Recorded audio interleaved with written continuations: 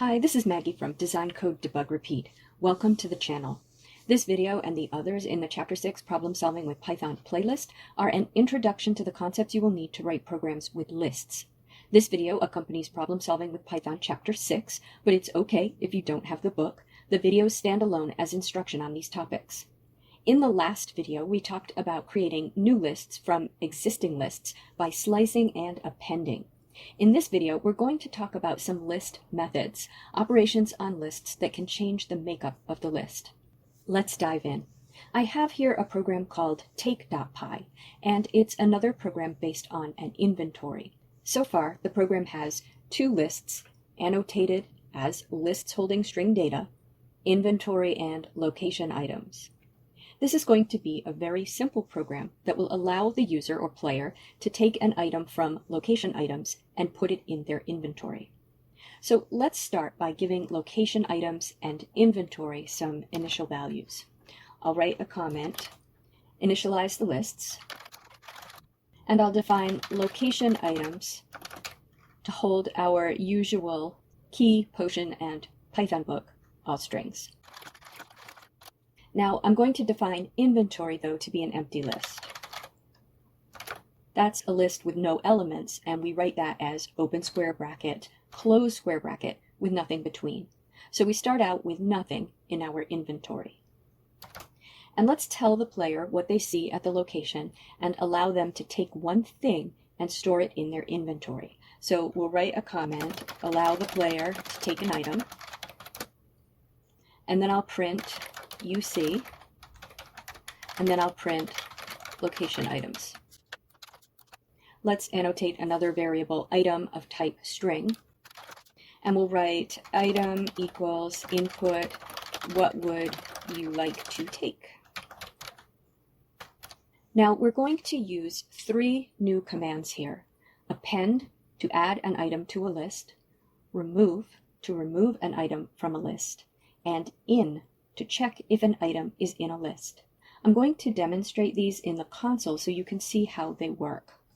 I'm going to copy my location items list initialization or definition and paste it at the console, but I'm going to change the list name to items just to make it quicker to type. So items is the list of key, potion, and Python book.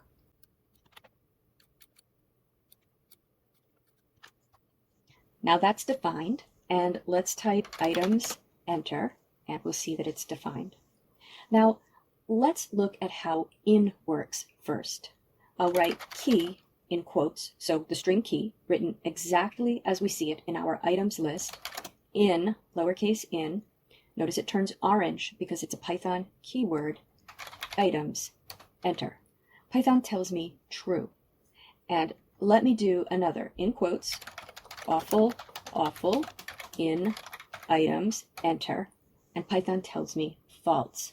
One more, key, uppercase K, in, items, Python tells me false. Okay, think about what you know about in now. Maybe pause the video, play around with it some yourself, and think about how you can use an operator like in, or an expression that uses in a program.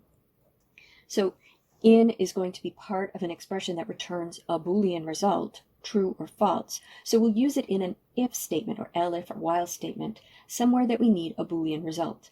And it returns true if the expression on the left is part of the collection on the right, and false otherwise. Strings are case sensitive. A lowercase k is a different value from an uppercase K, for example. So uppercase K key in items evaluates to false. Now, let's look at remove to understand why in is going to be important to us in this program. The remove method will remove an item from a list. Let's try it. The syntax is the name of the list, period, remove, and then in parentheses the element you want to remove. This is object-oriented notation. Remove is a method, which is a function that operates on a specific object of a specific type. So remove works on objects or variables of type list, but it doesn't work on strings, for example. So before the dot, I put the list I want to remove the element from.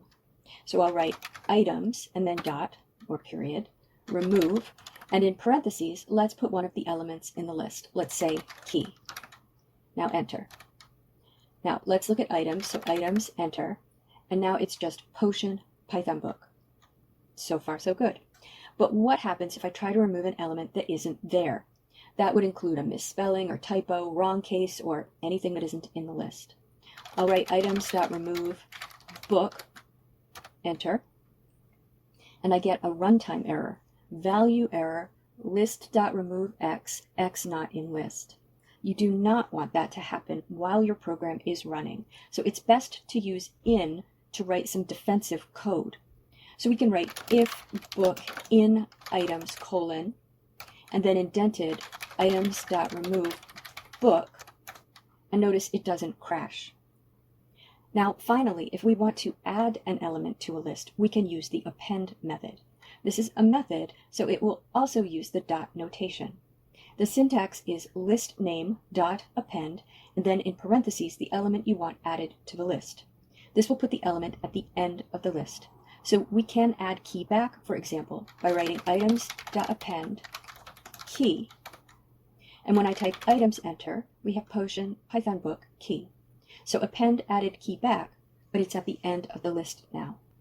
Think for a moment how we would use remove, in, and append in our program to take the item the user has said they would like to take and move it from the location items list to the inventory list. Maybe pause the video and code that yourself and then come back. How do you do? So we've gotten an item from the user that they'd like to take, but we know they may have misspelled it or possibly even typed something that isn't there. So let's use in so we don't get a runtime error when we try to remove, but also so we're not allowing them to magic something into their inventory that doesn't exist.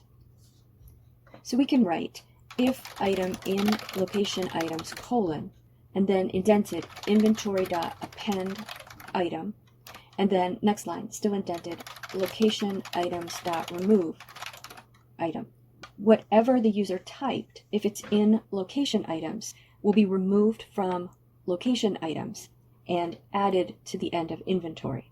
Since the inventory started out empty, it'll be at index 0. Let's show the player their inventory and the location items. I'll add a comment, show the player their inventory and location items. And then I'll print you have, and I'll print inventory. And then I'll copy the code from above that prints UC and prints the location items. Let's run this twice. First with an item that's in the location items list, and then with a typo. Okay, so I'll start by taking the potion. So I'll type potion at the prompt, and then I have the list containing potion, and I see the list containing key and Python book. Now I'll run it again, and I'll type just book, and I have the empty list, and I see the list containing key, potion, and Python book. Now, there are a few other methods I'd like to show you that will change a list in place, as these do. If you're wondering what change in place means, I'll illustrate that at the console. I'll define a string, greeting equals hello world, all lowercase. Remember that we can change a string to lower or uppercase by using the lower and upper methods, but we're not really changing the string. If I type greeting.upper, enter, then Python evaluates that to hello world, all uppercase.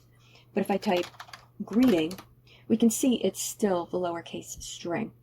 Upper and lower return a new string that is the old string, but in all uppercase or all lowercase respectively. So the string is not changed in place, it's used to create a new string.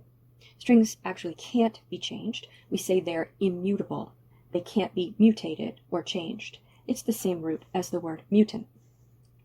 But if I have a list and I append or remove, the actual list is changed. Python doesn't create a new list that has the new item or the item removed. So the list is changed in place.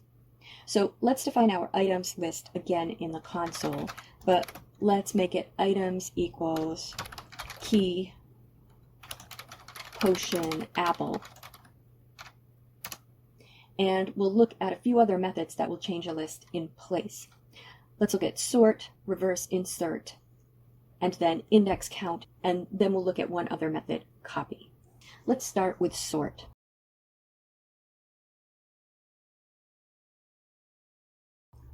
I'll type items.sort, open paren, close paren, and then enter. And then I'll type items, enter. And you'll notice the order of elements is different. They're now in alphabetical, or more correctly, lexicographical order, apple, key, potion. If the list contained numbers, they'd be sorted smallest to largest. Let's reverse. So items.reverse, open paren, close paren, and then enter. And then items, enter. And now I have potion, key, apple.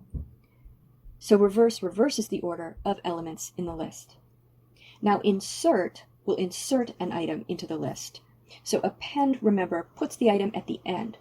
But suppose I want to put an item at index 1, but I don't want to replace what's already at index 1. I want to keep everything there.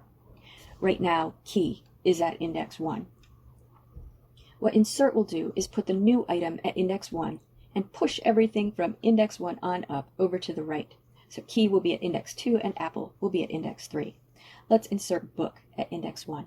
So items.insert 1, book, and then enter, and then items, enter, and I have potion, book, key, apple. So book is where key was, and key and apple have been moved over 1. The index method will give us the index of an element.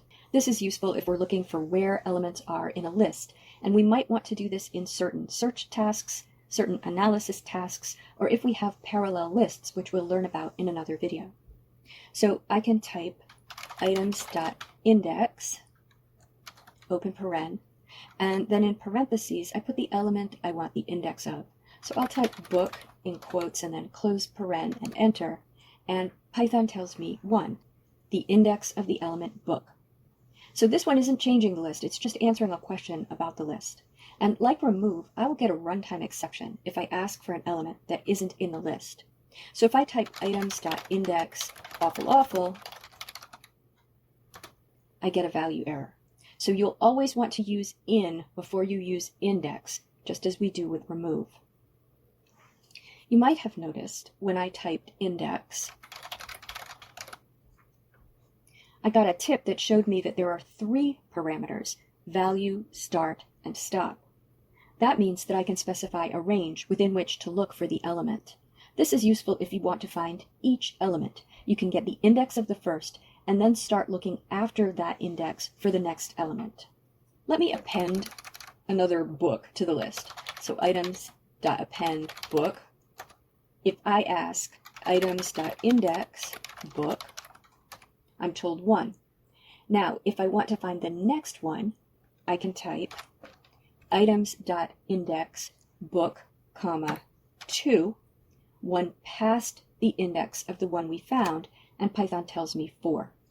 Think about a search in a text document. Once you've found one instance, you want to continue searching after the one that was just found. That's where this is useful. Let's look at count. This is similar to in, but it gives us more information. Items.count book tells us 2. There are 2 instances of book in the list. Items.count key tells us 1, and items.count awful tells us 0 because it's not in the list. And finally, let's look at copy. This method returns a copy of the list. You'll want to use this to get a copy of a list that you can modify without impacting the original list. Again, with the caveat that you have a list of integers, floats, or strings, not a list of lists or other collection types that can be changed. So I'll write items2 equals items.copy. And then when we look at items2, it looks like items. But if I append to items2, for example, let's add an awful.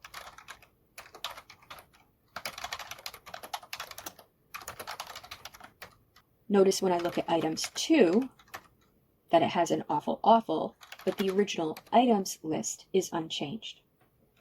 For copy, count, and index, because they return a value, you'll want to assign the result into a variable. The other methods change the list itself in place. I'm going to end this video here. and I urge you to practice with this. I've included an auto-graded exercise in the description of this video so you can practice with remove, in, and append. Once you've mastered the concepts here, you're ready to move on.